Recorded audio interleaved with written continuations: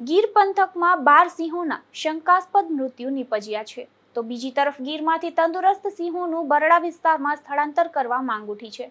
ત્યારે ગીર વિસ્તારમાં સિંહોના રક્ષણ માટે વન વિભાગ એક્શન મોડમાં આવી ગયો છે, જે અંગે વન મંત્રી અર્જુનભાઈ મોઢવાડિયાએ માહિતી આપી હતી.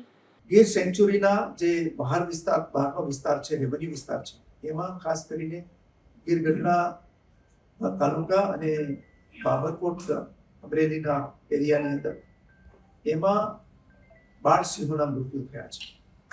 આ 12 સિંહ તમને સસ્પેક્ટેડ બેબી સિયા નામનો વાયરસથી મૃત્યુ થવાનો એક ધારણા કરવામાં આવે છે. આ ઘટના બન્યા પછી તુરંત જ વન વિભાગના અધિકારીઓ છે ત્યાં પહોંચી ગયા હતા. વેટરનરી ડોક્ટરોની ટીમ પણ પહોંચી હતી અને એમણે એમના સેમ્પલ લઈને ગુજરાત બાયોટેકનોલોજી રિસર્ચ સેન્ટરમાં મોકલવામાં આવ્યા છે અને આ રિપોર્ટ આવનારા 3-4 દિવસની અંદર મળવાની સંભાવના છે. છેલ્લા 2 દિવસમાં આ પ્રકારની ઘટના રિપીટ થઈ હતી અને વન વિભાગના અધિકારીઓ, જુનાગઢની જે વેટરનરી કોલેજ છે એમના ડોક્ટરો, એની ટીમ ત્યાં સ્થળ ઉપર પહોંચી ગયેલી અને એમણે આ 10 કિલોમીટરના એરિયાની અંદર રહેતા સિંહોને આઇસોલેટ કરવામાં આવ્યા છે અને એના ઉપર પ્રિવેન્ટિવ એક્શન લઈને જે ઈતરડી નામના જંતુથી જે આ રોગ ફેલાય છે એ ઈતરડીને ડીટિકિંગ કરવાની કાર્યવાહી ગીરની અંદર અને ગીરના બહારના વિસ્તારમાં ચાલી રહી છે. અત્યારે પરિસ્થિતિ નિયંત્રણમાં છે.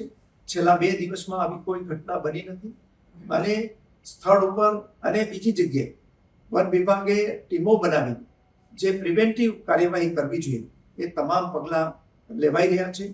મને લાગે છે કે અત્યારે સ્થિતિ નિયંત્રણ હેઠળ છે અને છેલ્લા 2 દિવસમાં કોઈ ઘટના નથી બની, એટલે આ પ્રકારના રોગની સંભાવના નહીં હોય એવું માનવામાં આવે છે. પરંતુ આપણે તેમ છતાં પણ આ વાયરસ જો હોય તો એની વધારે અસર કોઈ જગ્યાએ ન થાય એ માટે પગલાં લેવાઈ રહ્યા છે.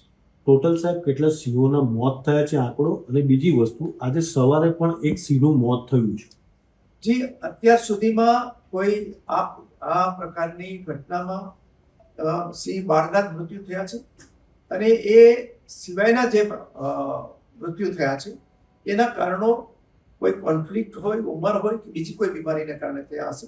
પરંતુ હું માનું છું કે આ સસ્પેક્ટેડ બેબી સિયાથી જે મૃત્યુ થયા હતા એમાં છેલ્લા 2 દિવસમાં કોઈ જ ઘટના બની નથી. સર, કેટલો ફિગર છે વાયરસના કારણે મૃત્યુ થયેલા અથવા તો અન્ય ઇનફાઇટ કે બીજા કારણોસર મૃત્યુ થયો હોય છેલ્લા 1 અઠવાડિયામાં? ઇન્ફેક્ટને કારણે અને વૃદ્ધાવસ્થાને કારણે મૃત્યુની ઘટનાઓ તો બનતી રહેતી હોય છે.